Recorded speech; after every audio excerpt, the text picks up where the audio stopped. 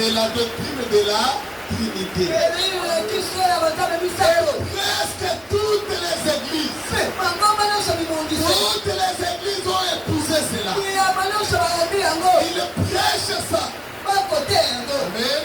C'est pourquoi nous avons dit qu'Israël n'est pas le même peuple avec les Moabites.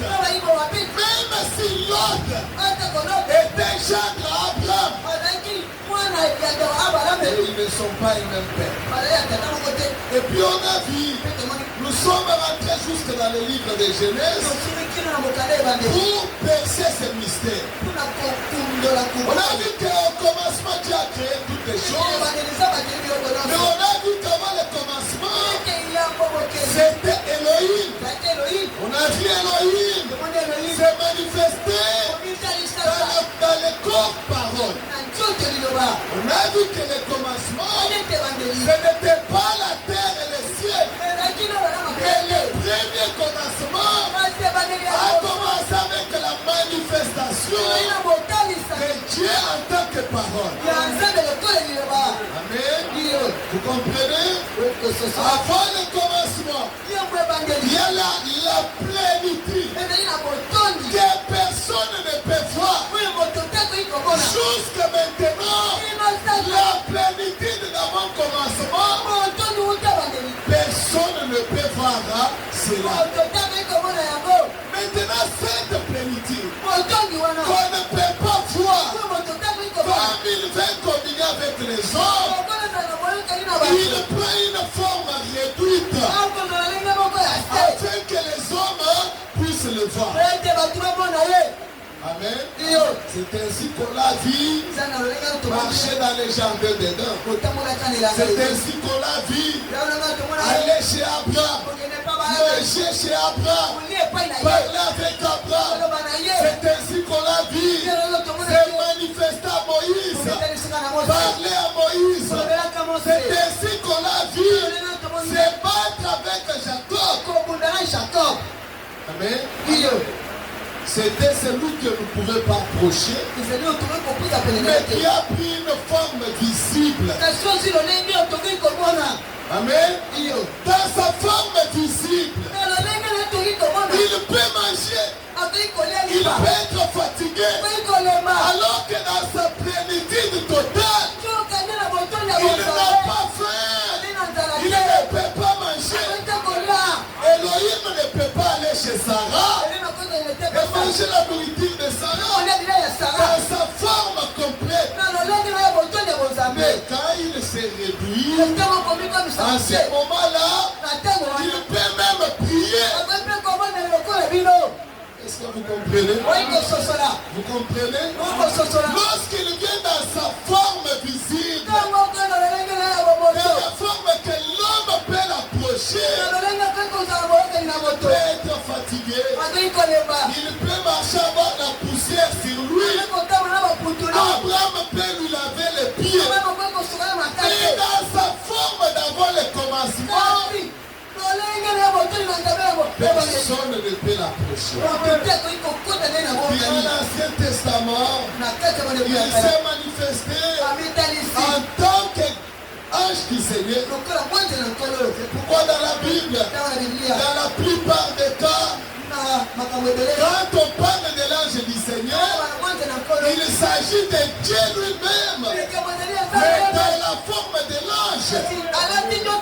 Parfois il s'est manifesté comme un homme, mais seulement le corps dans lequel il s'est manifesté n'était pas un corps comme ça.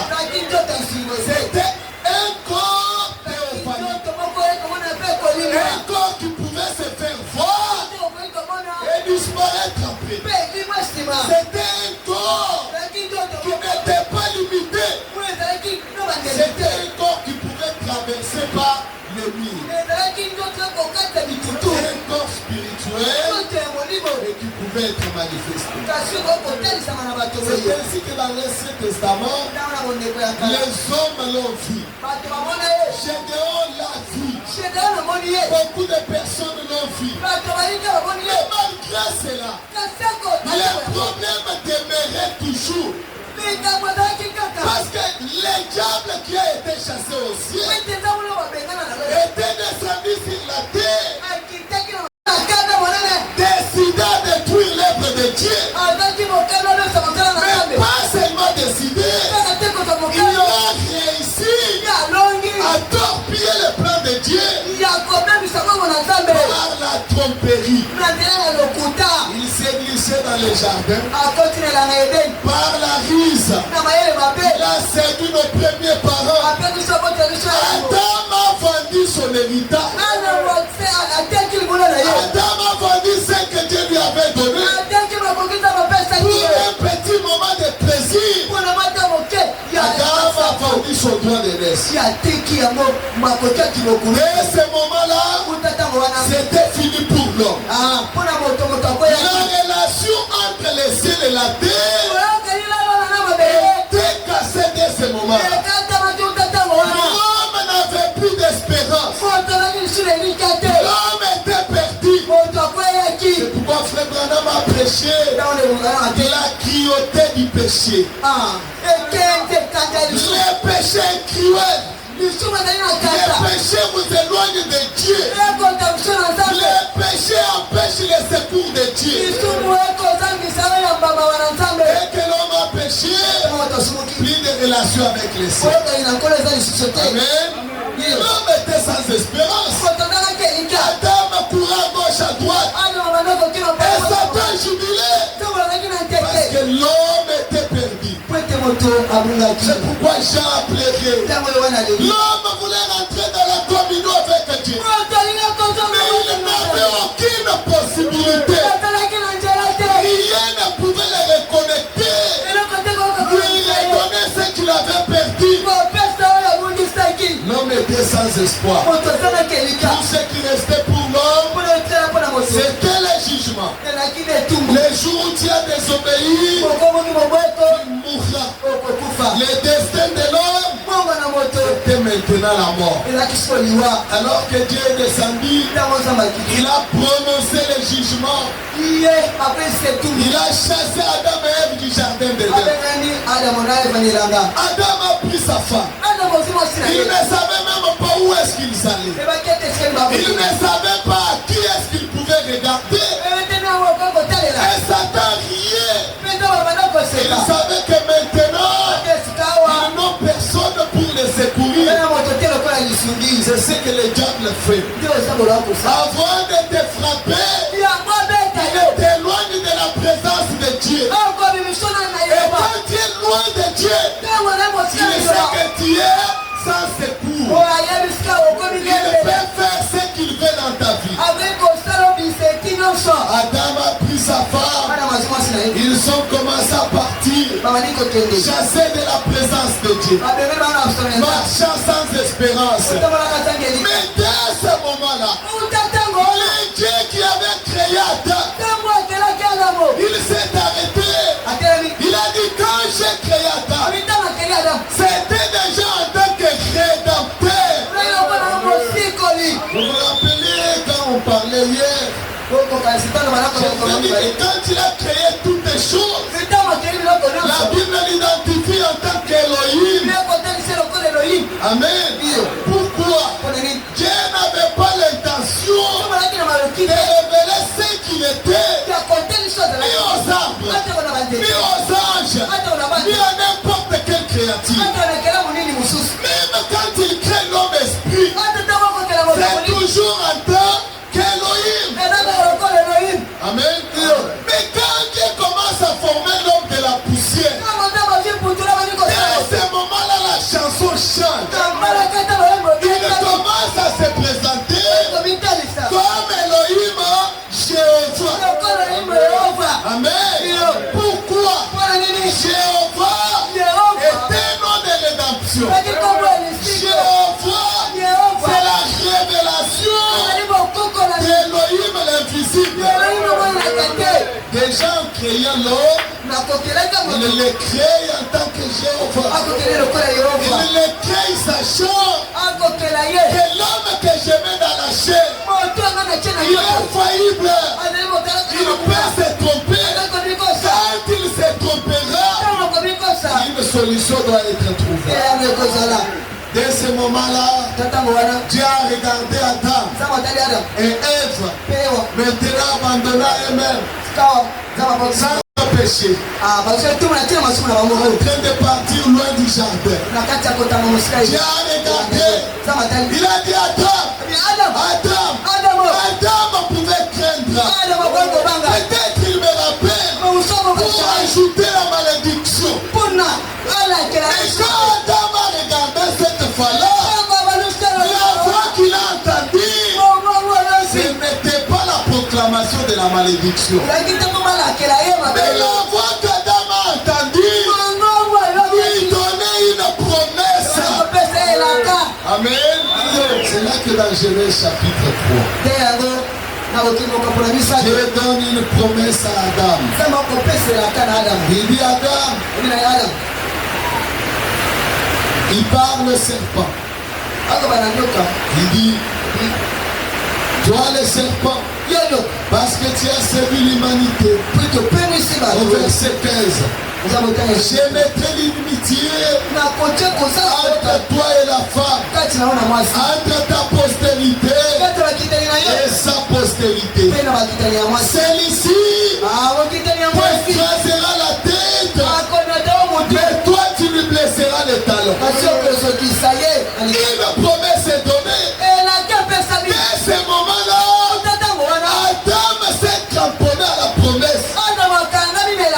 Même si sur place, Dieu n'avait rien fait pour redonner à Adam ce qu'il a perdu. Mais dès que Dieu a prononcé la promesse, Adam s'est attaché à la promesse. Adam a enseigné à ses enfants. Même si nous souffrons, même si la situation n'a pas changé, mais Dieu a donné la promesse qu'un jour, il y aura la postérité de la femme qui nous délivrera. La promesse de Dieu était devenue l'espérance de la race d'Adam.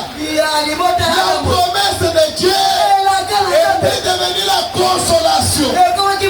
Ce soir tu as prié, parfois tu n'as pas senti de frissons, tu n'as pas vu de visions, on ne t'a pas prophétisé. Parfois tu te dis, est-ce que Dieu a écouté la prière? Est-ce que Dieu a écouté? Mais je te dis que la promesse de Dieu est plus que l'évidence. Dès que Dieu a la promesse, attache-toi à la promesse. Parce que pour Adam, dès que Dieu a prononcé la promesse, c'était fini. Il l'a enseigné à ses enfants. Il y aura la postérité qui viendra nous sauver. Il viendra nous sauver. Et si même quand Dieu s'est manifesté, ça ne résolvait pas les problèmes. Parce que les péchés étaient commis dans la chair. Il fallait que les sacrifices soient payés dans la chair afin de ramener l'homme en relation avec Dieu. Amen. Tous ceux qui sont venus, tant que les sacrifices n'étaient pas encore là, ils étaient toujours découragés. Ça appelait dans Apocalypse 7. Tant qu'il n'y avait personne pour nous donner une possibilité, les femmes stériles n'avaient aucune espérance. Dès que le docteur a dit la matrice est déjà endommagée, c'est fini. Amen. C'est fini. Quand le docteur a dit tes os sont je ne sais pas comment, il n'y a aucune possibilité, c'était fini pour l'humanité. C'est pourquoi j'ai compris, il a pleuré. Quand il a regardé, on demande au ciel, qui est digne de sauver ces hommes? Qui est digne de donner à ces hommes une seconde chance? Aime notre Dieu. Peut-être tu n'as pas reçu ce que tu es venu demander. Mais dans la présence de notre Dieu, tu sais qu'il y a une possibilité verset dit, allons auprès de l'Éternel. Allons demander. Peut-être. J'aime beaucoup ça. Amen. Peut-être l'Éternel attendra-t-il. Venir là, les choses n'ont pas changé, mais il y a une possibilité là. Maintenant, loin de Dieu, il n'y a pas cette possibilité là. Loin de Dieu, c'est la mort. C'est la mort.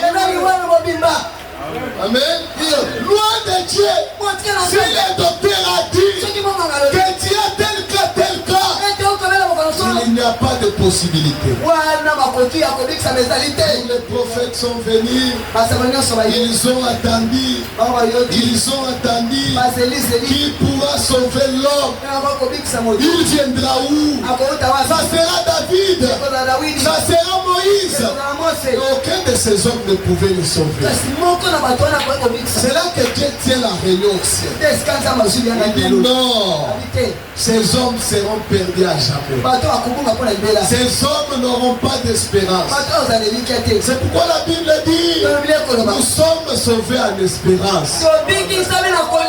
Vous comprenez? Nous sommes sauvés en espérance. Dieu nous a donné une nouvelle espérance. Et la Bible dit, cramponnez-vous à cette espérance. L'espérance, c'est la possibilité que ça peut arriver. Ma maladie, dont les docteurs ont dit incurable, l'espérance, c'est la possibilité que je peux être guéri. Et David disait, ta promesse me donne la vie. Au sein de ma misère, même si je n'ai pas encore la solution, mais quand je contemple la promesse de Dieu, elle me donne déjà la vie. Quand je regarde ce que Dieu a promis, j'ai la joie dans mon cœur. Amen. Pourquoi? Parce que ce qu'il promet, il peut aussi l'accomplir. Amen. C'est pourquoi pour Adam, même si les choses n'ont pas changé sur place, il s'est cramponné à ces phrases que Dieu a promis. Dès qu'il a entendu qu'une postérité viendra, c'était la consolation d'Adam. Il dit, Ève, nous avons péché. Mais un jour, quelqu'un payera les prix de ses péchés. Même si le diable les tourmentait comment? Même quand la mort venait, Adam disait, Ève, je vais mourir. Dites à mes enfants, quelqu'un viendra et nous sortira de là. Quand Israël est descendu en Égypte, avant d'aller en Égypte, leur père Abraham avait déjà reçu la promesse. Ta postérité descendra en Égypte. Après 400 ans, moi-même, je les délivrerai. Avant que Pharaon commence à faire le plan de retenir Israël en Égypte, la promesse était là. Amen. Avant que les sorciers décident de t'envoûter, la promesse était là. Avant que tu tombes malade, la promesse était là. Le peuple d'Israël en Égypte, quand on les flagellait, leur consolation était l'espérance de la promesse. Dieu a promis de nous délivrer. Toi qui as prié, je ne sais pas ce que tu as demandé à Dieu. Attache-toi à la promesse. Réjouis-toi à cause de la promesse. C'est pourquoi même les dons que Dieu avait donnés à William Branham, les dons ne guérissaient pas les gens. Frère Branham pouvait connaître les maladies des gens. Il pouvait détecter les secrets cachés. Mais cela ne guérissait pas les gens. Une prophétie ne te guérit pas. Une vision ne te guérit pas. Mais par la vision, par les dons de Frère Branham, j'ai donné une promesse à la personne. Il lui disait, Ainsi dit le Seigneur, tu es guéri. La personne pouvait se sentir malade. La personne pouvait dire, je me sens toujours malade. Mais c'est lui qui avait la foi. Dès qu'il entendait, une femme est venue chercher Frère Branham. Il a dit, Frère Branham, tout ce que moi je vais entendre, c'est ainsi dit le Seigneur. Dès que l'ainsi dit le Seigneur est déjà prononcé, même si la maladie me pousse à la mort, tant que Dieu a parlé, je ne regarde plus aux circonstances. Vous connaissez l'histoire de ces deux femmes. Je ne sais pas, ils avaient l'ulcère gastrique. Donc ils avaient la plaie à l'estomac. C'est une maladie terrible. Quand tu as ça, tu ne peux pas manger. Dès que tu mets quelque chose, l'estomac brille. Ces femmes sont venues à la réunion. Et Branham se tenait sous l'onction. Le Saint-Esprit est descendu. Il a dit, il y a une femme là-bas, elle souffre de l'ulcère gastrique. Au nom de Jésus, tu es déjà guéri. Il dit, tu n'es pas venu seul. Vous êtes venu à Dieu. La femme qui est à côté de toi, elle aussi a la même maladie. Au nom de Jésus, vous êtes guéris. Les femmes sont rentrées à la maison. L'ulcère gastrique était toujours là. Mais les femmes n'ont pas regardé aux circonstances. Abraham n'a pas regardé. Et son corps était déjà hissé. La Bible dit, c'est pourquoi par un homme au corps hissé, la semence masculine d'Abraham était déjà abîmée. Et toi tu n'as que 30 ans, tu n'as que 3 ans dans le mariage, l'enfant n'est pas venu et te voilà tout découragé. Par un homme au corps hissé, Esaïe nous dit, portez les regards sur les rochers d'où vous avez été tiré. Lui seul je l'ai appelé et j'ai fait de lui tout un peuple. Amen. Et Paul ajoute, tous ceux qui ont la foi sont héritiers avec Abraham le croyant. Et la foi, c'est l'espérance. La foi, c'est l'assurance que ce que Dieu a dit, il est capable de l'accomplir en dépit de l'impossibilité. Adam s'est cramponné à la promesse. Les prophètes se sont cramponnés à la promesse. Ils ont attendu la promesse. Et un jour on a vu Esaïe venir. Dans Esaïe 37, Esaïe voyait des gens qui tremblaient encore. Esaïe, on va faire quoi? Esaïe, on n'a pas d'espérance. Le Saint-Esprit saisit Esaïe. Il lui dit, dites à ceux qui ont le cœur troublé. Amen. Toi dont le cœur est troublé ce soir, la nuit tu ne dors pas. Tu penses ça va se passer comment? Cette situation va finir comment? Je suis venu te dire que l'homme des possibilités que tout le monde attendait, il est déjà venu.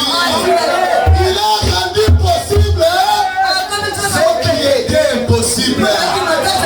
Esaïe dit, dites à ceux qui ont le cœur troublé, prenez courage et ne craignez point. Dieu ne décourage pas son peuple. Il dit, ne crains point, j'ai vaincu la mort. Ne crains pas, ne crains pas la maladie, ne crains pas la pauvreté, ne crains pas les sorciers, parce que je suis avec les plus grands ennemis qui était la mort elle-même. Et la Bible dit, il a vaincu de toutes les principautés, de toutes les autorités. Il les a livrés en spectacle.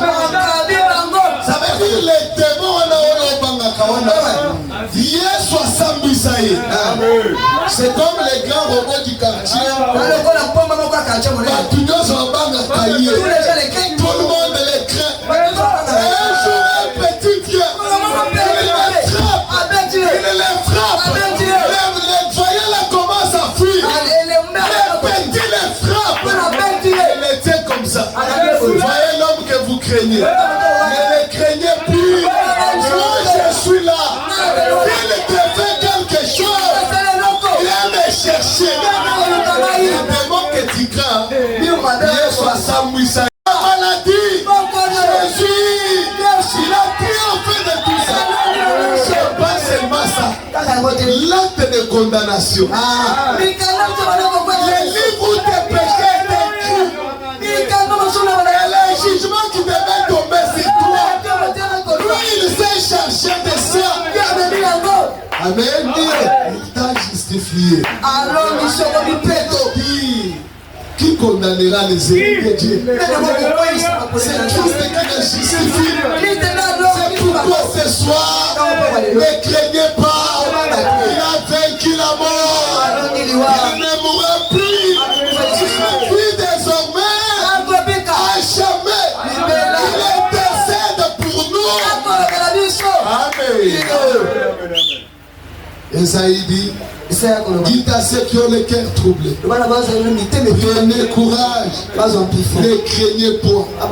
Voici votre Dieu. Dans notre salut, il n'envoie pas Michael, il n'envoie pas un ange. Quand il s'agit de notre salut, il dit il viendra lui-même. Il viendra faire quoi? Il vous sauvera. Amen.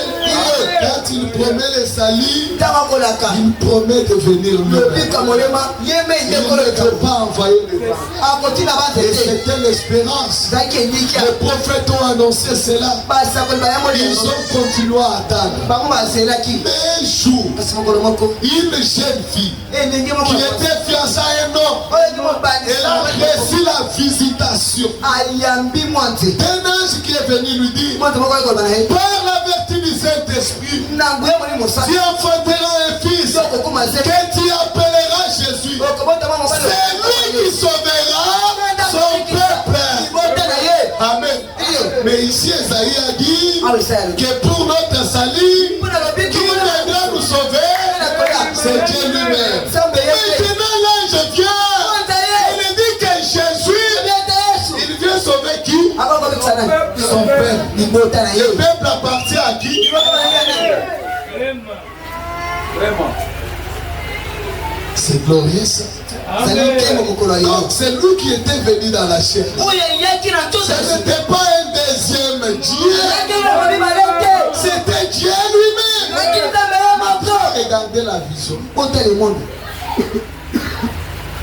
Regardez la vision que j'envoie. Dans Apocalypse 5.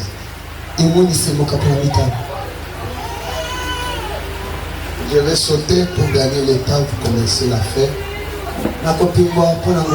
Au verset 5. Verset 4. Et j'ai pleuré beaucoup de ce que personne ne fit trouver digne d'ouvrir les livres ni de les regarder. Et l'un des vieillards me dit, ne pleure point. Voici les lions de la tribu de Juda. Les rejetons de David a vaincu pour ouvrir les livres. Et c'est cette chose. Maintenant l'affaire commence là. Au verset 6, l'affaire commence.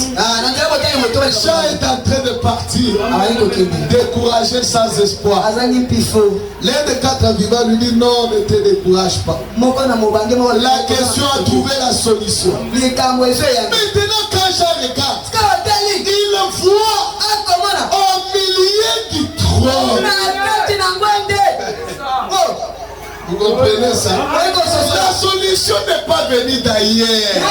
Au milieu du trône, c'est du trône que la solution est sortie. La Bible est claire. Si le trône, il y avait combien de gens?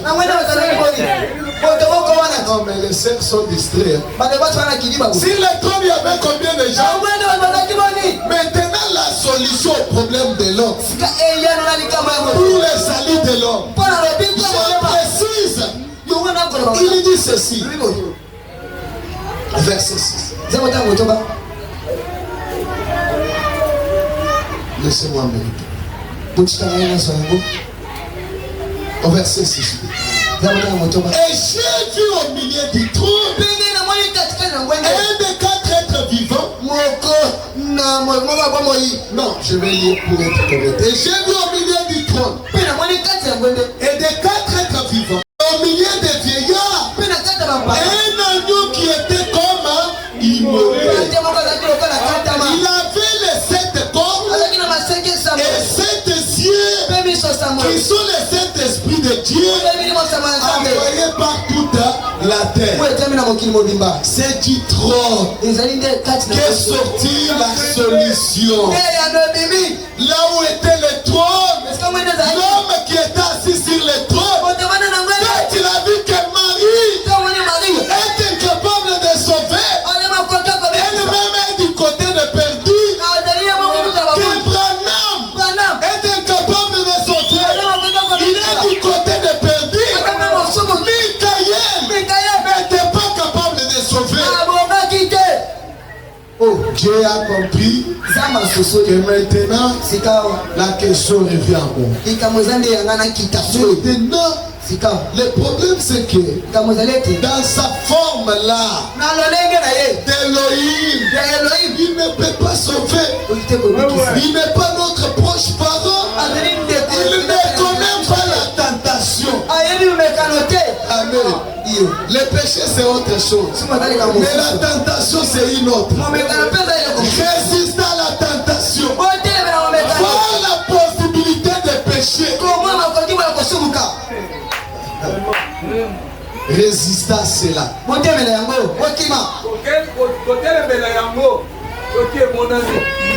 Dieu, tant qu'il était esprit, il ne pouvait pas comprendre ça. C'est pourquoi il jugeait le péché. Il ne pouvait pas avoir pitié du péché. Il ne sait pas ce que c'est d'être tenté par le péché. Parce que lui ne peut pas être tenté. Amen. Pour sauver l'homme, il fallait d'abord entrer dans la peau de l'homme. Comprendre que c'est c'est pourquoi la Bible parle de la miséricorde. Dans le mot miséricorde, il y a le terme misère. La Bible dit errer le miséricordieux. Ça veut dire avant de juger, c'est lui qui a mal fait. Entre d'abord dans sa peau. Essaye un peu de vivre sa situation. Essaye de te mettre à sa place. Si c'est à moi qui cela est arrivé, comment j'aurais fait? Comment je me serais senti? Dieu s'est trouvé obligé d'entrer dans la peau de l'homme, de sentir ce que l'homme ressent. C'est là que Paul nous enseigne. Dans Philippiens chapitre 2, Paul ajoute une vérité là.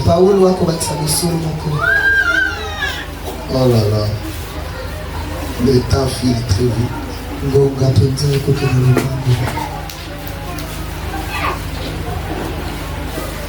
Philippiens chapitre 2. Oh,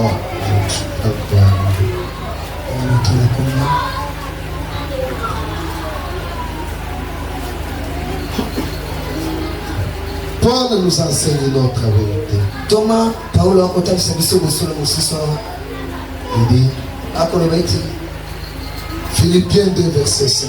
Filipo mukapolo banza botangalita. Il dit ayant vous les sentiments qui est en Jésus. Existe en forme de Dieu.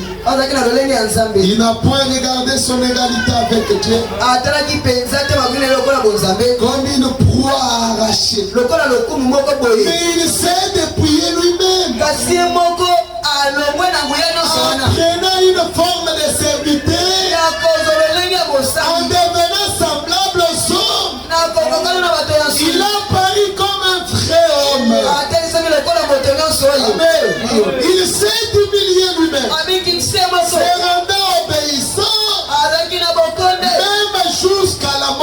croix. kino na liwaya kulusu Les dieux suprêmes. sambo ya lo Les dieux infaillibles. sama pesa Les makate dieux qu'on ne pouvait pas voir. sama motowe ko mona te Les dieux qui se faisaient voir sama mona ko bita chez Abraham, pa balame chez les autres, sama mesusu dans un corps théophanique, tutu ekolimu emonani pour le salut de l'homme, mpona lobiko molema il moto a décidé de se dépouiller. asi mokano alokola okumu Il a nyonso enlevé sa gloire de la divinité. alongoli nkembo nyonso ya Il a enlevé son éclat. alongoli kongala na ye La Bible dit nekoloba qu'il est paru comme un homme. abimi lokola moto nyonso oyo Et akoya ça, il dit quand il est devenu comme un homme, esako lobe ntango okomi il lokola moto n'était pas bon. zalaki malamu te Aucune jeune fille elenge moko ne pouvait accepter la demande de Jésus. akolima te te yesu S'il lui avait demandé un mariage, soki yesu asengaka il bana ye n'était pas beau. zalaki malamu te Il n'avait pas un très bon visage. zalaki na elongi malamu te Cependant, dans sa gloire, nzoto na c'est le plus bon d'entre 10 000. azali mobali Mais quand il vient pour nous sauver, okola kobikisa il biso s'est dépouillé de sa beauté. akolobola bonzenga nyonso Il paraît comme un homme vie. amoni lokola moto moko ya Il pamba s'est formé un corps. asali nzoto Dans le sein de Marie, na libonga il maria est devenu un homme comme toi et moi. akoki moto ya sino lokola yo na ngai Amen. C'est là le mystère que les gens ne comprennent pas. yango kuko bato basosola C'est là que les gens se compliquent. nde esika bato bakota na mobu Celui qui était venu dans la chair oyaki na nzoto n'était pas quelqu'un d'autre. aki moto mosusu te C'était le Créateur.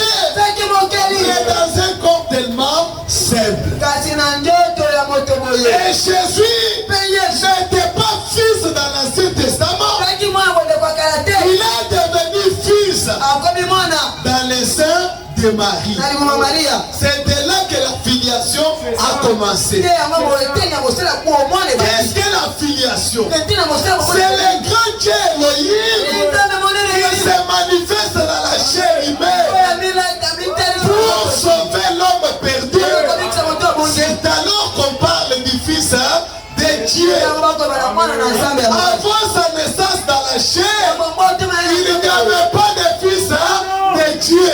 mwana na nzambe azalaki te Vous comprenez ça? bayi kososola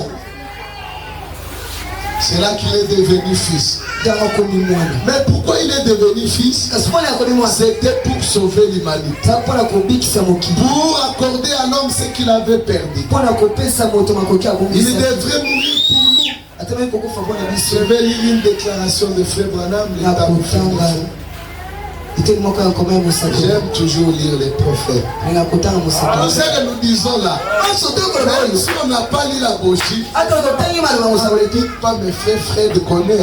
lekofreda yebi Ils ont abattu William Branham. Amen. Ils ont abattu William Branham. Hein? Mais seulement, kasi parfois, on ne peut pas porter toutes les brochures comme disaient les frères. tokoki komema baboshi nyonso Togote biloko wana à partir ya grande source. toutes ces choses là au travers de Là où le messager les a poussés. esika motina mi na sango bana Et matoki quand nous avons l'occasion, nous voulons les lire. soki wana litomba kotanga maloba mosako tokotanga yango Nous ne sommes pas comme ces gens-là zali lokola bato wana te qui mettent des lois qu'on ne veut pas qu'on lise Branham. bato babengwa brana Wana makotanga kidoki. c'est la sorcellerie Ah? Wana kidoki. Nous les lisons. tokotanga ye Il dit, alobi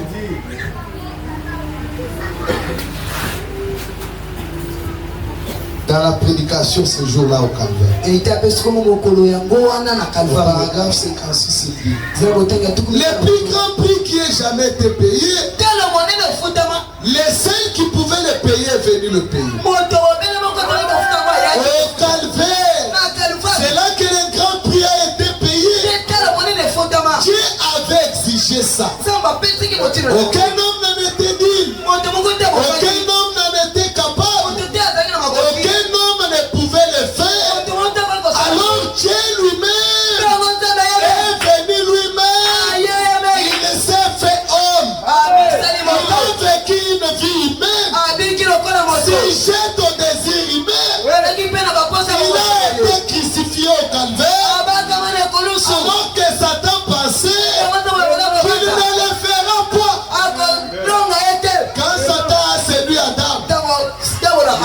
Nzambe andima pena. Jackson vraiment. Alata nzoto ya bamasumo. Porter ses corps péchés. Ayebi sentete na ya okokate. Je connais ces étés. Avant d'abord na masumo partout pour masumo. Satan ne croyait pas. Mais à cause de son amour. Son amour était tellement grand. Jusqu'à ce soir. Son amour est tellement grand. Il descend dans les milieux les plus bas. Pour aller chercher chacun de ses enfants. À cause de son amour. Les pieds de sa sainteté. Il a supporté de voir le péché partout. Alors que dans sa nature, même l'odeur du péché, ça ne passe pas. Satan croyait qu'il ne le fera pas. Mais à cause de toi, à cause de ton problème, à cause de ton péché, à cause de ta maladie, Jésus l'a fait. Amen. Et maintenant, c'est dans son œuvre en tant que fils que le salut est devenu possible. Le salut n'est pas dans son œuvre en tant que père. Amen. Le salut n'est pas dans son œuvre en tant que Saint-Esprit. Mais le salut est dans son œuvre en tant que fils.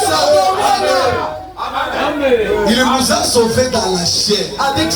C'est pourquoi, pour le salut des hommes, l'humanité de Jésus doit être prêchée. Le salut est lié à l'œuvre qu'il a accomplie au calvaire.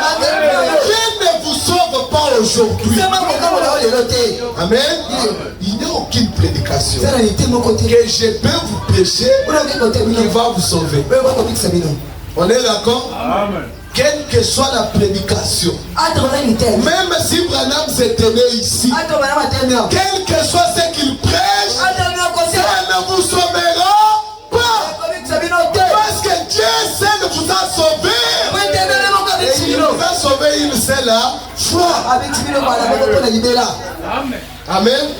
Les jours où Jésus est allé à Golgotha, le travail du salut était fini. Tous les péchés étaient pardonnés. Je peux prêcher la sainte doctrine. Je veux que vous me suivez bien. Je peux prêcher la sainte doctrine. La doctrine exacte. Mot par mot bibliquement exact. Mais quand Dieu était parole, il n'a pas pu sauver l'homme. Pour que Dieu sauve l'homme, il fallait qu'il devienne homme. Pour que les hommes soient sauvés, ils doivent croire ce que Dieu a accompli pour eux dans la chair. Amen. Dans les églises branhamistes, on ne veut même pas qu'on parle encore de Jésus. Votre Jésus de Galilée là. Quand vous prêchez le vrai évangile, il va dire à ma pentecôtiste, on veut maintenant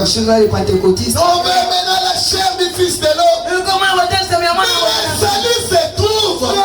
C'est seulement lorsque l'homme de Galilée, les garçons de 33 ans, qui a marché à Galilée, lorsqu'il est présenté, c'est là que les âmes sont sauvées. C'est lorsqu'il est présenté que la guérison divine est donnée. Amen. Dans son œuvre en tant que fils. Si vous allez le chercher en tant que père créateur, il n'y a pas de salut dedans. C'est pourquoi si vous invoquez le nom de Jéhovah, il n'y a pas de salut dans le nom de Jéhovah. Si vous allez chercher le Saint-Esprit, il n'y a pas de salut là-bas. Il y a des saluts que dans un seul nom. C'est le nom de qui? Le nom de Jésus-Christ. Amen. Amen. Jésus doit être prêché. L'évangile doit être prêché. Le centre de la prédication, c'est lui. L'évangile. Je vais vous scandalisés. L'évangélisation au temps du soir ne concerne pas Branham. L'évangélisation au temps du soir, c'est prêcher Malachie 4. Même quand tu as la citation, tu l'as mal comprise. La Bible est précise. Romains chapitre 1. Romains chapitre 1. Insiste. Romains chapitre 1.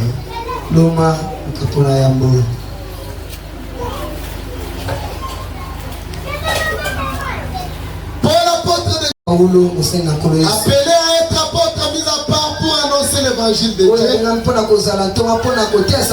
L'évangile qui avait été promis auparavant de la part de Dieu par ses prophètes dans les Saintes Écritures.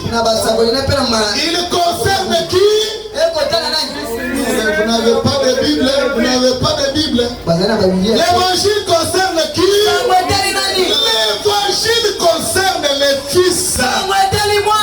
L'évangile c'est de prêcher les fils. C'est de dire aux gens que pour vos péchés, Jésus est mort à la croix. Pour votre guérison, Jésus est mort à la croix. Et Pierre ajoute encore, Acte chapitre 10.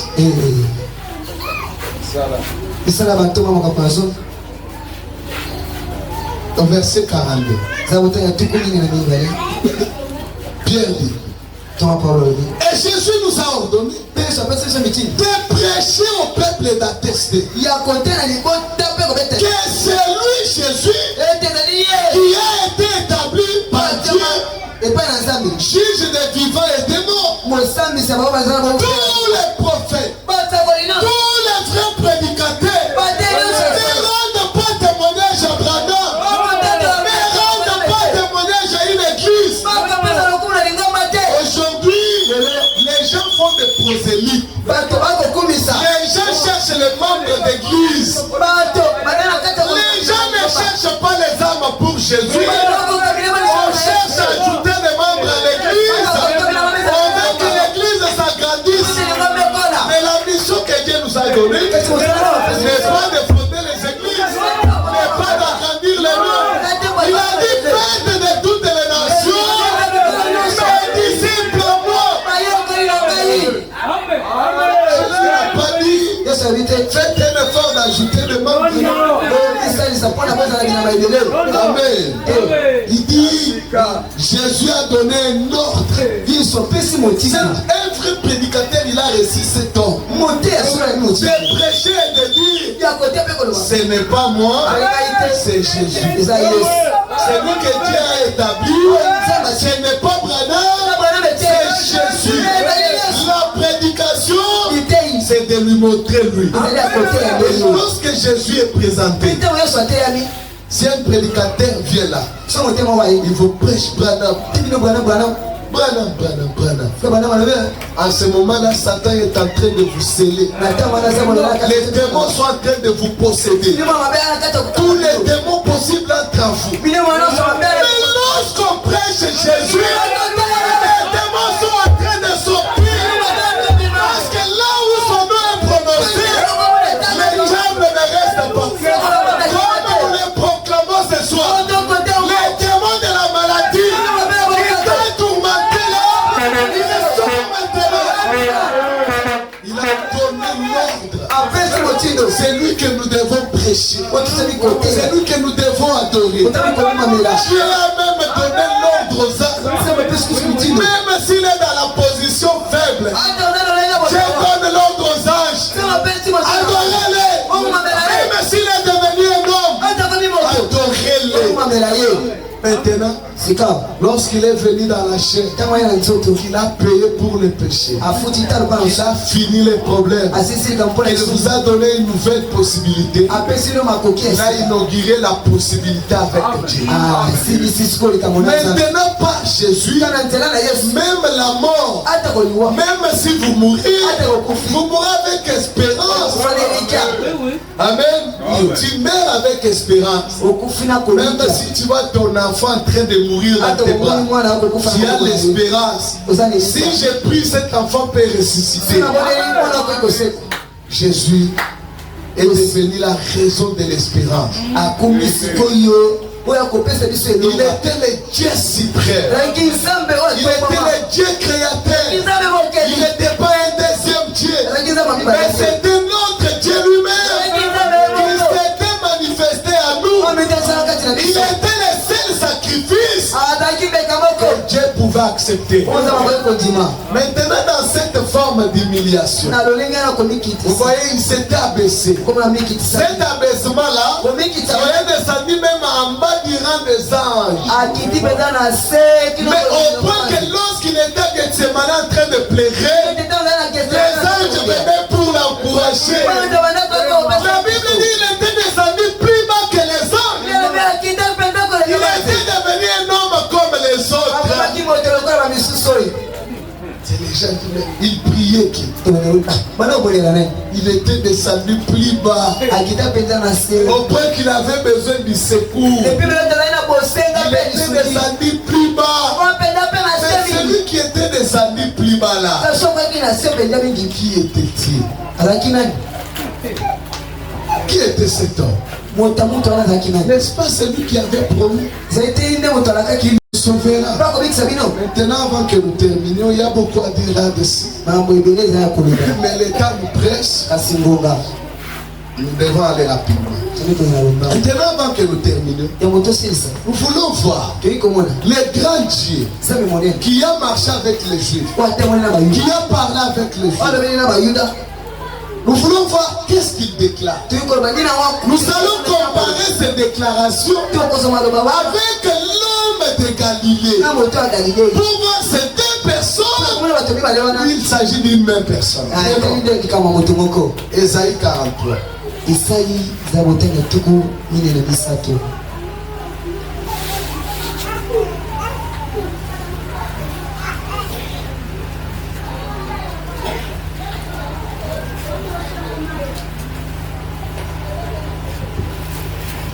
Nous lisons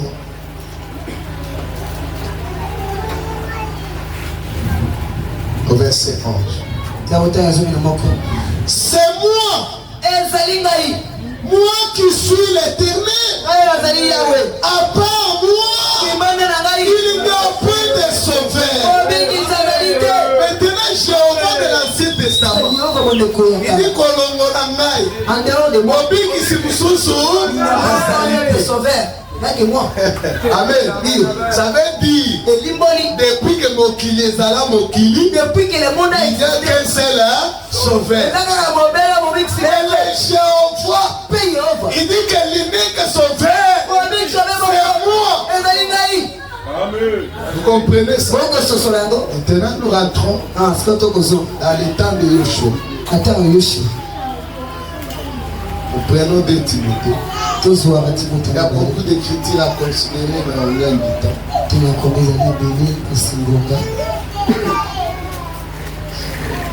2 Timothée au chapitre 1. Au verset 9.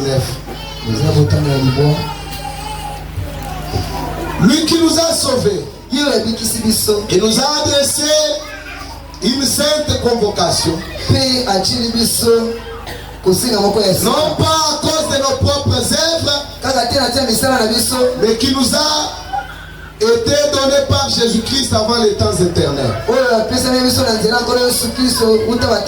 qui a été manifesté maintenant par la venue de notre Seigneur. Je n'ai pas bien lire. Et qui a été manifesté maintenant par la venue de notre Sauveur. Et qui est notre Sauveur? Jésus-Christ. Oh, il y a combien de sauveurs là? Un jour, un témoin de Jéhovah est venu. Je dis, papa, il y a combien de sauveurs? Il m'a dit, mais tu vois, L'écriture là d'Esaïe là. Là il s'agit du sauveur d'Israël qui a parlé aux Israélites. J'ai dit mais ça c'est bon. C'est que les Israélites ont leur sauveur et nous avons notre sauveur. Ok, j'ai dit c'est une bonne équation. Jéhovah est le sauveur d'Israël. Nous notre sauveur c'est Jésus. Je lui ai dit mais si celui qui nous a sauvés c'est Jésus, qu'est-ce qu'on a à faire avec Jéhovah? Quand on avait des problèmes, il a choisi de sauver Israël et de nous abandonner nous. Le témoin de Jéhovah a fui. Amen. Il n'y a qu'un seul sauveur. Le Jéhovah de l'Ancien Testament, qui est l'unique sauveur, c'est lui qui est venu en Christ pour nous réconcilier avec lui-même. Amen. Nous prenons une autre écriture. C'est pourquoi la grande révélation qui est venue par le messager de ce temps, disant que le Jéhovah de l'Ancien Testament, c'est lui Jésus-Christ dans le Nouveau, c'est une révélation biblique. Amen. Écoutez maintenant. Ésaïe chapitre 44. Ésaïe est un prophète qui a dit beaucoup de choses. Ésaïe 44. Verset 5. C'est le Jéhovah de l'Ancien Testament qui parle. Il dit ceci. Ainsi parle Jéhovah, les rois d'Israël et son rédempteur, l'Éternel des armées. Il dit je suis le premier et je suis le dernier. En dehors de moi, il n'y a point de Dieu. Amen. Le Jéhovah dit, moi Jéhovah, je suis le premier, je suis le dernier.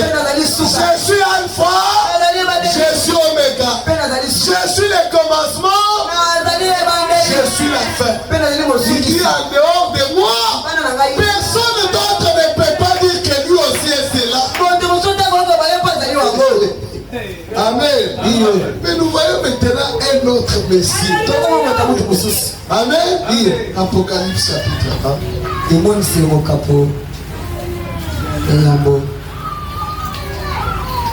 Nous voyons maintenant un autre homme venir. Alors qu'il est dit que Jéhovah c'est cela.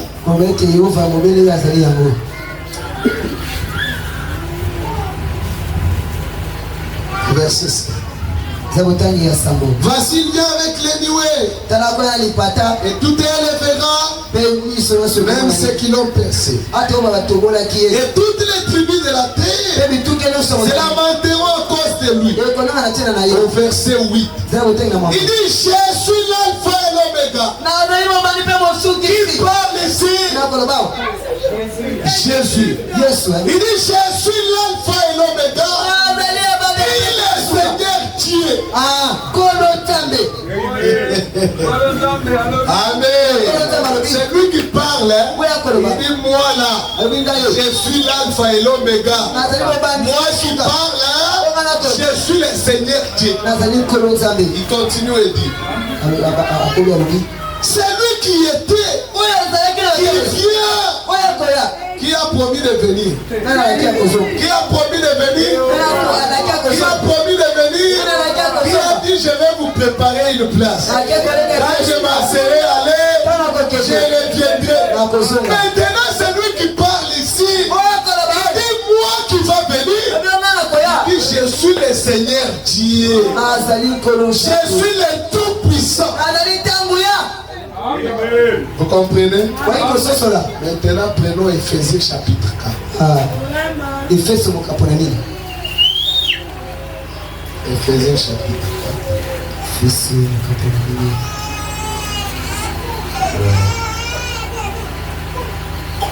La Bible nous dit ceci.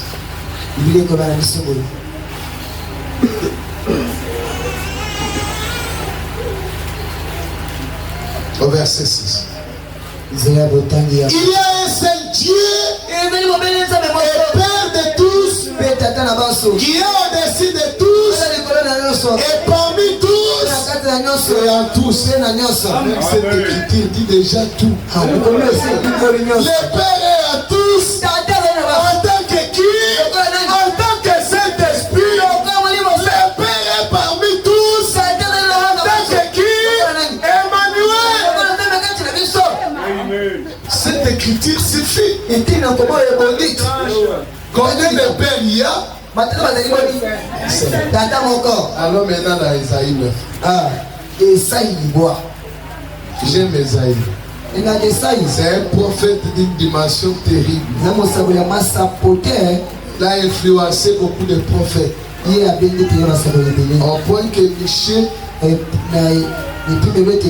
a donné mot par mot la prophétie d'Esaïe.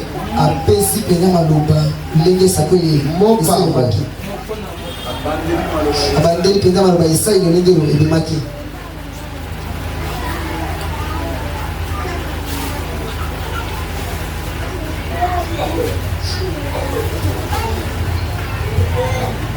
Donnez-moi les bons versets, s'il vous plaît. Esaïe 5. Le verset de 900. Merci. Nous allons Esaïe dit. Car un enfant nous aimait, un fils nous est donné. Domination reposera sur ses épaules. Mais comment on l'appellera? Il sera admirable. Dans l'Ancien Testament, Jacob lit avec Dieu. Jacob demande à Dieu, à l'ange qui était avec lui, quel est ton nom? L'ange lui dit, pourquoi demande-t-il? Quel nom il lui donne? Admirable. Et le fils qui nous est donné, qui est-il? Admirable.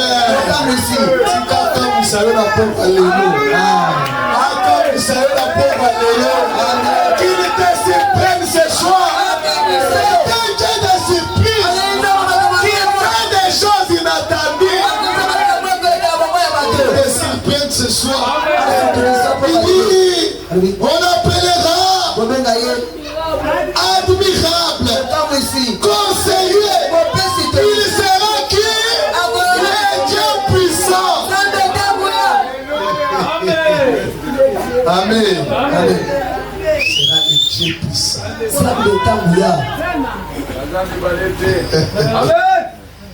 Maintenant, il continue. J'aime les Écritures. Elles sont parfaites. On appellera admirable conseiller. Dieu puissant. Il sera qui? Le Père éternel. Amen. Il sera qui? Le Père éternel. Il ne sera pas le Père provisoire. Il ne sera pas le Père éphémère. Maintenant, vous avez dit que Jésus est fils. Esaïe lui dit que Jésus est le Père. Et c'est un Père dans l'éternité. Donc c'est lui qu'on appelle Dieu le Père là. Mais c'est le Fils. Amen. Ils ne comprennent pas. Il n'est pas devenu un Père. C'est un Père dans l'éternité. Il a toujours été Père. Seulement il s'est manifesté comme Fils. Ça même le pape ne peut pas comprendre. Parce que Dieu cache ça. Il révèle à des idiots comme toi. Moi je lui dis, ne crains point petit troupeau. Le Père a trouvé bon de vous donner le royaume. Et ce sont là les choses du royaume. Amen. Jésus est le Père manifesté dans le Fils. Mais seulement en tant que Fils, c'est Dieu est diminué. C'est Dieu qui s'est rendu accessible. En tant que Père, il est grand. En tant que Père, on ne l'approche pas. Mais en tant que Fils, il s'est descendu. Il est devenu accessible. Il est devenu un serviteur. Il peut avoir faim. Il peut prier. Amen. Maintenant, Apocalypse 21 pour compléter Isaïe 44. Et moi, c'est lui. Au capot, tout comme dans le moko.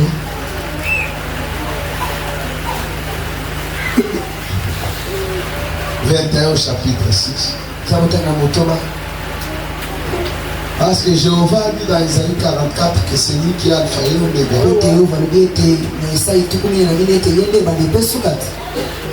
Maintenant Jésus dit ici. Et il me dit, c'est fait. Je suis l'Alpha et l'Oméga, le commencement et la fin. À celui qui a soif, je donnerai de la source de l'eau vive. Qui est cet homme qui a dit pour tous qui avaient soif? L'Alpha et l'Oméga, le commencement et la fin. J'ai entendu des hommes dire, comme Howard Frank est mort, c'est fini. Je ne peux plus utiliser un autre. Mais quelle bêtise, quelle idiotie. Dieu n'a pas commencé avec Franck, il ne terminera pas avec Franck. Quand il faut qu'on a dit, Jésus a fini sa course dans Branham, tous les franquistes étaient là, non c'est faux, non c'est faux. Mais après la mort de Franck, il faut rentrer dans la même chose. Comme Franck est mort, c'est fini. Dieu te l'a révélé ou c'est toi-même qui dis? L'œuvre de Dieu sera achevée lorsque c'est lui qui était la pierre angulaire. Parce que c'est lui qui est la pierre angulaire, c'est lui-même qui est la pierre de fer. Dieu n'a pas commencé par Franck, il a commencé par Jésus. Tant que Jésus n'est pas venu, la brèche est ouverte. Amen. Personne ne doit décider. Dieu lui-même sait. C'est son église. Il sait ce qu'il va faire. Jésus est le commencement et la fin. Il est le Père qui était dans l'Ancien Testament, le créateur de toutes choses. C'est lui qui a été manifesté. Maintenant, la bonne nouvelle, c'est que dans son humiliation, dans son humanité, dans les sacrifices qu'il a accomplis, Dieu ne l'a pas seulement laissé humilier. Paul dit dans Hébreux chapitre 2, il a baissé pour un peu de temps au-dessous de l'âge des anges. Mais il a couronné de gloire et d'honneur. Tu as mis toutes les choses sous ses pieds. La maladie est sous les pieds de Jésus. Les problèmes sont sous les pieds de Jésus. Dieu a mis toutes les choses sous ses pieds. Il est devenu le chef des autorités. On va finir par ceci. Philippiens chapitre 2. Le temps est parti, on va finir. Philippiens chapitre 2, à partir du verset 9, nous lisons. C'est pourquoi aussi Dieu l'a souverainement élevé. Il lui a donné le nom qui est au-dessus de tous les noms. Afin qu'au nom de Jésus, tous genoux fléchissent dans les cieux, sur la terre, sous la terre, et que toute langue confesse que Jésus-Christ est Seigneur, à la gloire du Dieu le Père. Ce soir, au ciel, Le nom qui fait autorité, c'est le nom de Jésus. Quand on cite Jésus, il y avait un autre Dieu qui s'appelle Jéhovah. Il s'incline, il adore le nom de Jésus. Maintenant en affaire, tous les sorciers de l'affaire, on va rater les choses révoltent. Tous les sorciers de l'affaire, il n'y a pas de nom d'une maladie. Il y a au-dessus du nom de Jésus. Le nom de Jésus est au-dessus de toutes les maladies. Quand on évoque Jésus, la maladie fléchit les genoux. Les démons partent. Il d'attendre que la famille crée là. Son nom n'est pas au-dessus du nom de Jésus. Pourquoi? Il a donné la promesse. Il a dit à ce jour-là, quiconque évoquera le nom du Seigneur sera sauvé. Si tu as besoin du salut, si tu as besoin de la délivrance, invoque le nom du Seigneur. Dans le nom de Jésus, il y a la guérison, il y a la rédemption, il y a le salut, il y a la rémission des péchés. Donc évoque ce nom ce soir. Donc évoque ce nom. Il verra l'impossible être transformé. Nous levons avec foi. Nous allons prier.